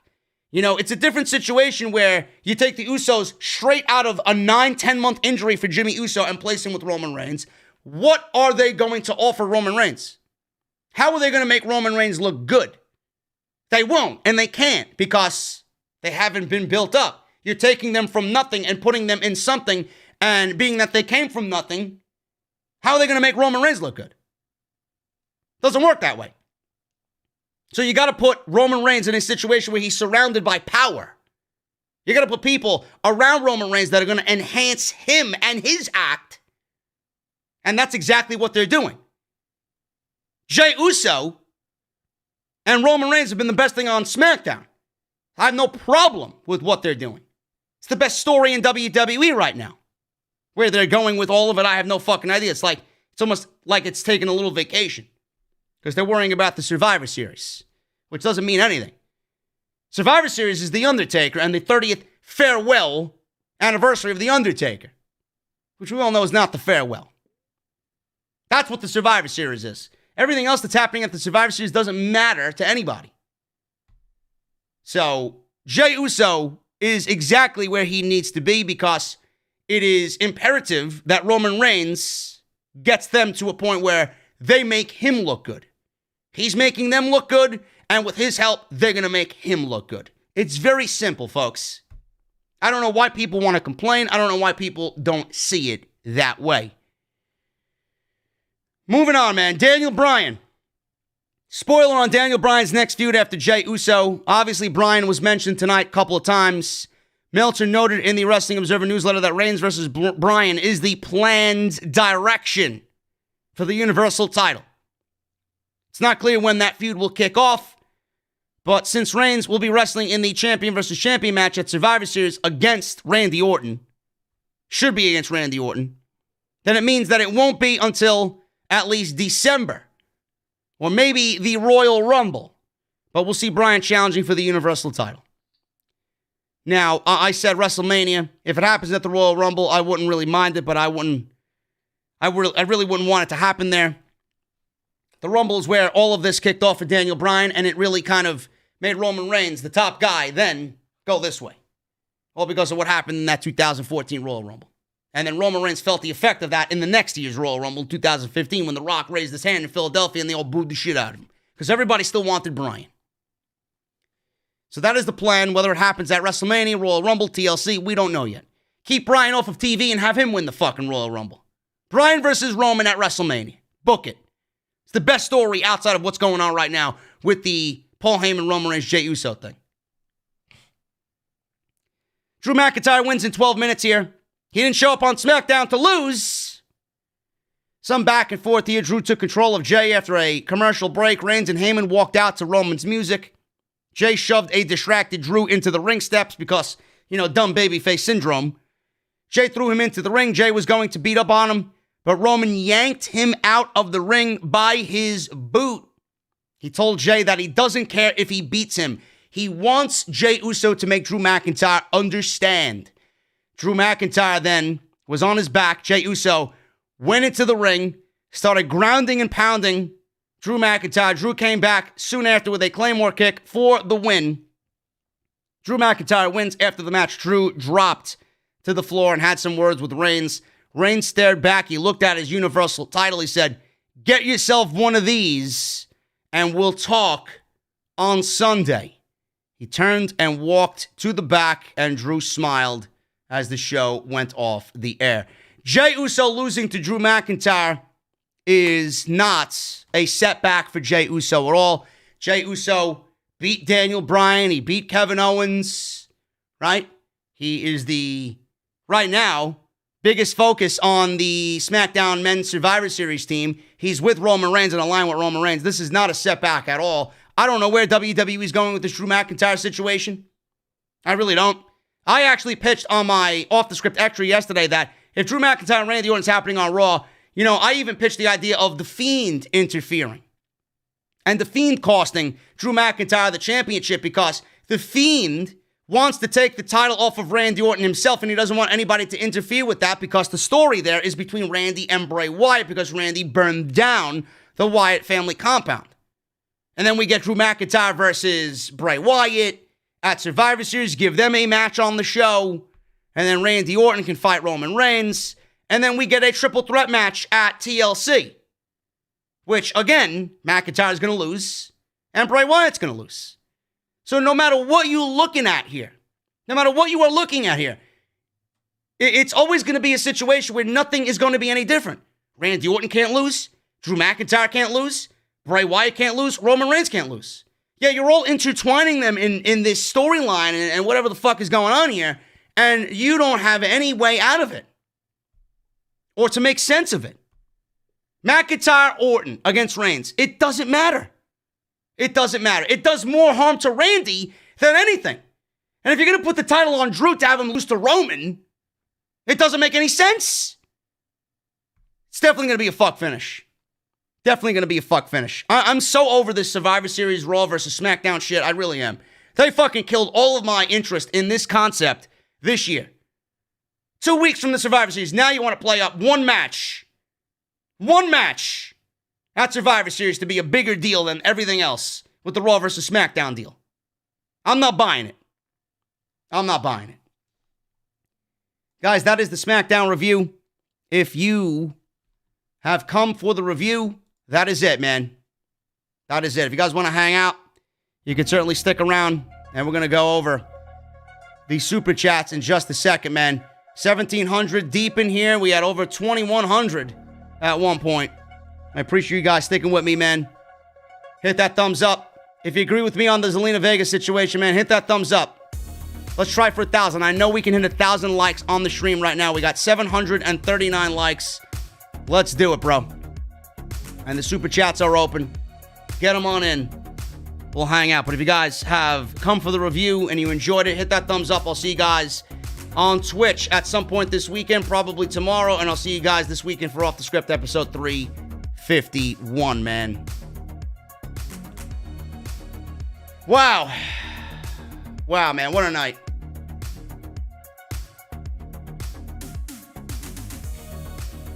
Ryan Hessler, or Heisler, $5 super chat. Don't be like George Costanza with the morbidly obese wallet. Order the Ridge wallet, geeks. Love you, bro. Keep up the good work. Ridge.com/script, man. Use code script at checkout. Cheap plug. DX Trixers with a $5 UK. I really hope that Alistair gets the fuck out of WWE before they bury him beyond saving. He should do everything to get fired in support of his wife. I don't know, man. It's going to be a very interesting situation. I appreciate you guys. Thank you for the $5 super chats. Saeed with a $10 Canadian. With Vega being fired, I could see Black asking for his release. I'm afraid they will be giving him the Lana treatment to bury him even further. Do you think that bass guitarists are underappreciated? Yes, I do. Without a good bass player, man. Without a good bass player, your band is not going to sound as good as it does. Yeah, guitar's important, a drummer's important, a singer's important. But the bass is the meat of everything, man, and it accentuates the guitar player. And it's important to the drummer, too. Because the drummer, or the bass player, is usually writing not to the guitar player, but he's writing to the drummer. Jacob Donnelly, $10. I hope Alistair Black is now one step closer to leaving this company and he and Zelina can go wherever they please. I think Chelsea Green should join them as well. I sometimes forget she's even there. Jacob, she shouldn't even have been on the show tonight, man. Chelsea Green should not have been on the fucking show tonight. What a disgrace. Underutilized beyond recognition. And they want to put her on a fucking show that did not need Chelsea Green. And now Chelsea Green has an injury that Chelsea Green did not need or want. God Tongue with a $2 super chat. Lars Sullivan putting Black through tables. When? Bro, I would not be surprised if that is actually the case. Seriously. Lars Sullivan's the bully, right? Vince loves Lars Sullivan. So Vince is going to live vicariously through Lars Sullivan, and he's going to bully Alistair Black. And it wouldn't be the first time that they met, because they met at a takeover for the NXT title. The ending was botched in that match, if I'm not mistaken, but they did have a feud in NXT. So I would not be surprised by that at all. Brad Pie with a $2 super chat. JD from NY206 versus Grimm's Toy Show. You want to see me versus Grimm? I don't wrestle. I should run his entire operation.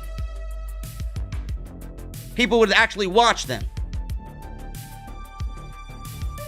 Maurice Jackson, $4.99. I hate to say it, but I hope more things happen in WWE so talent can get released only to be hired by other companies. Environment is too controlled. I think so, man. I would like to see that too. Cool Jags with a $4.99 super chat. Zelina was wrongly fired over this. I can't wait for Andrew Yang to destroy Vince McMahon and the way he treats his talent. Unionization needs to happen. Bro, Zelina knew what she was doing and she got fired. Whether she wanted to be fired or not, I don't know. She can't be that silly. She knew eventually something was going to happen like this if she stood her ground.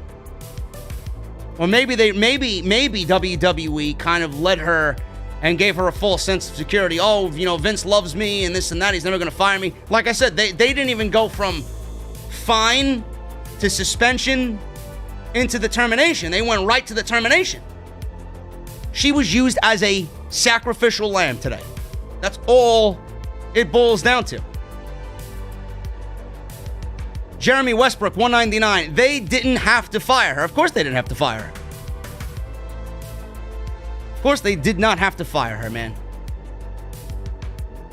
But now her talent is going to go somewhere else, and she will be picked up immediately once the 90 days is up. Hollywood Guy with a $5 super chat. With her gone, what will happen to Alistair Black and Andrade? Those are the next pieces to the puzzle, man. Andrade, I don't know. He's married to Charlotte, so he may be good. When Charlotte comes back, I think he'll be good. You can't disappoint the Android Queen, bro. And Alistair Black, Alistair's going nowhere, dude. He's dead. He was dead, and now he's... Listen, Alistair Black, synonymous with The Undertaker, right? That mysterious, fucking, brooding environment, Alistair Black. Everybody said he had Undertaker-like qualities. The casket was lowered on Alistair Black. The lid was open, right? He was pretty much dead then. WWE's going to close the lid and now start shoveling the dirt. He's dead. His character, his WWE run, his career is dead. Indigo, $2 super chat. Hey, JD, much respect. Thank you for the clarification. Appreciate you, Indigo. Maurice with another $1.99. Zelina Vega, the real MVP. Mr. Cake, $2 super chat. Apparently, Alistair Black was denied a move to NXT. Talked about it today, bro. Talked about it earlier. Cool Jags, $4.99. Now that she's gone, Alistair Black will fade into obscurity, a.k.a. catering, and Andrade will be buried every single week. I can see it happening. I think everybody feels that same way, man. Jeremy Westbrook, $1.99. I think they need to negotiate better. Who needs to negotiate better? The talent? Possibly. Mr. Cake with a $5 super chat and a $5 super chat. Thank you, man. Vince would rather fire Zelina for standing up to him when he should be weeding out the COVIDiots on NXT. No more Vinnyisms. EO's quote for Rhea Ripley this week should be attributed to Vince, I stop momentum. I have yet to watch NXT yet, man. I've yet to watch NXT this week. I have to catch up on that. With all the PlayStation stuff and Destiny coming out and Cold War coming out and the PlayStation 5, man, you think I'm going to watch NXT? Give me a break. Kenley Pierre with a $5 super chat. Hey, JD, Alistair versus Kenny, take my money. And which match you like better, Cena versus Styles or Styles versus Lesnar in 2017? Fiend Taker or Cross Taker at WrestleMania 37. I can see both of those happening. I actually enjoyed Styles versus Lesnar in 2017 more. I think I might have had that pegged as my match of the year in WWE that year. Julian with a $5 super chat. GMJD, if you were in charge, who would you select as your current champions on both brands? PS, merge the fucking divisions, Bruce.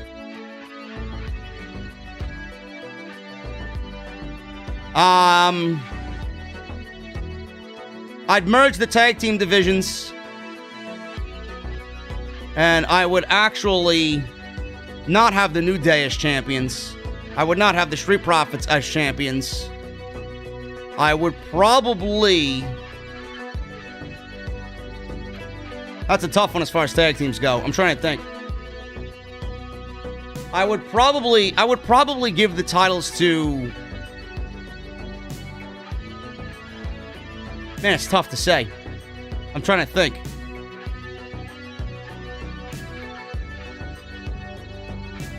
I'll get back to you on the tag team one.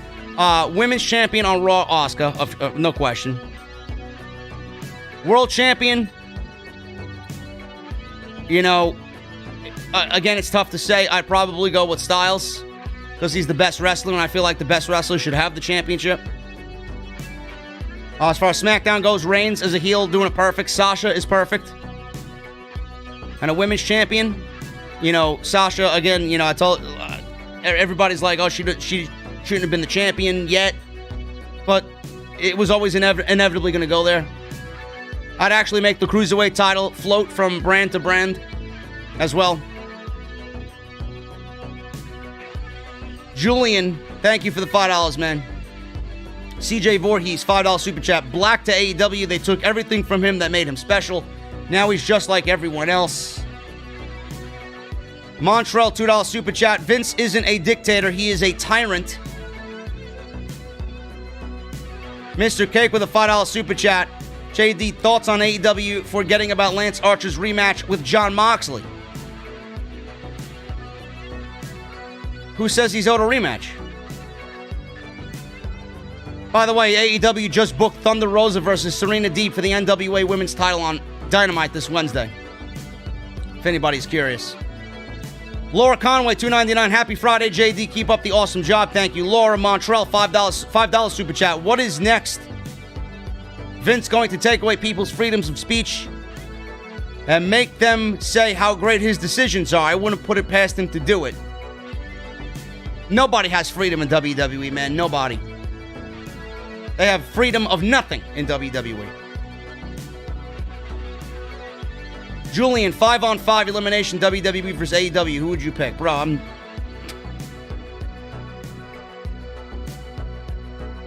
anything involving Omega and the New Day. Give me the Elite versus the New Day. CJ Voorhees, 93, $5 super chat. Also, Johnny Gargano has inherited Sasha's curse of not being able to keep a title. What's up with that? No idea, man. There he is. Edgar Estrada with a $10 super chat. WWE Creative was off tonight. Vince McMahon doesn't know how to run the show, let alone write this for people to enjoy. The anger has been shown in this chat. Jada Bolden, you are great. Thank you, Edgar. 64 Pan Q with a $1.99 super chat. Who would you pair Vega up with if she went to AEW? That's a good question, man. I'd actually pair her up with fucking Eddie Kingston, to be honest with you. They're both from New York. Pair them together. Mr. Cake with a $4 super chat. According to Russo, bro. According to Vince Russo, bro.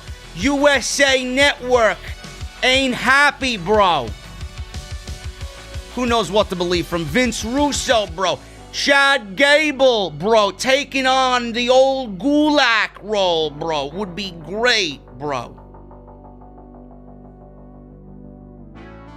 I don't give a shit about Gulak. I don't give a shit about Gable. Who cares? They're not doing anything with Gable. It's tough to get excited about Chad Gable when you know nothing is coming. Anti-OTRS.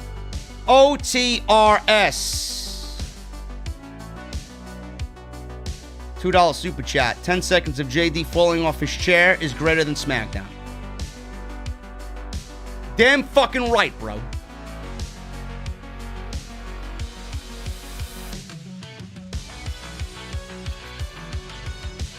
Vash. $4.99. When, inevitably, Vince's House of Cards fall, the WWE name may be too tainted for Triple H to inherit.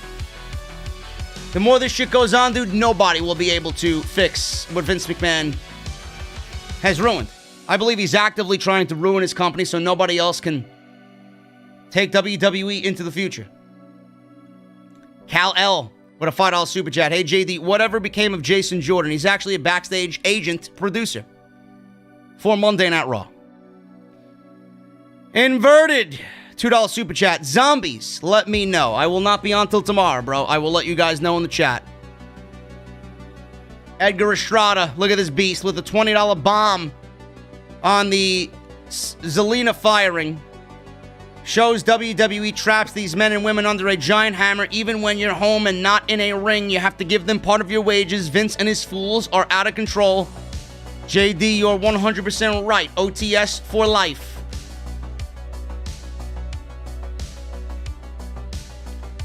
Kevin Castle, what's up, brother? I seen your message, bro. Damn, he says, damn, I'm late again. Thought this show started at 12:05. Sorry, this Zelina Vega thing has me all messed up. Okay, I'm lying. I don't give a shit. Got my own probs. Anyway, what's up, JD? What's up, man? Talked about it in the beginning of the show, man. I respect her for standing up for herself. And I mentioned she was not fired. A lot of people were saying she was fired for the tweet. I mean, give me a fucking break. She was not fired for the unionization tweet. She was fired before that. Then she tweeted that out. She was a scapegoat. She was a sacrificial lamb. And she's from New York, man. She stood up for what she felt was right, and she paid the price for it. You know? She'll be fine. As long as she's happy, she'll be fine.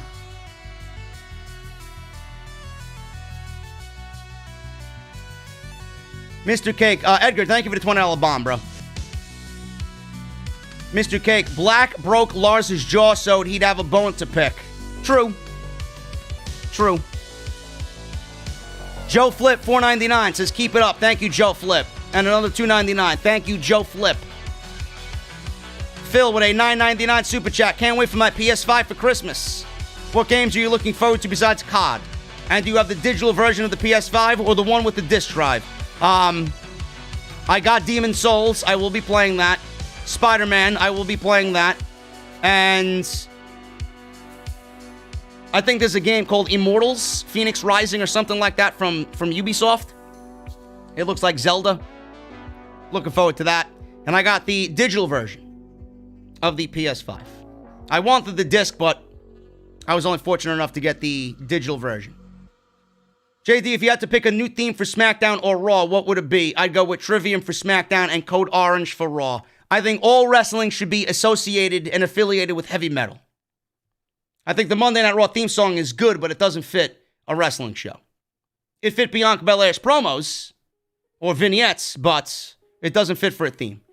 Edgar with another $20 bomb. WWE is truly the heartless company treating the talent like garbage during a pandemic. Should open up the eyes of everyone. Vince is the addicted ex that won't let you ever be happy. Enjoy your weekend and colons on me. Edgar, you're a fucking beast, bro. Resident Evil 8 as well. Yes. Also what I'm looking forward to. The Edgar Estrada Express, man. Fuck a Braun Strowman Express, man. The Edgar Estrada Express. And then we got AD Fan 2016 with a $9.99 super chat. He just donates and says nothing. Thank you, AD. Guys, that has been the SmackDown post show. I thank you all for hanging out with me, man. We had 2,100 live tonight. When something big breaks, I appreciate you guys wanting to hear it from me first, man. And I appreciate you guys know that I will always be here to give you exactly how I feel.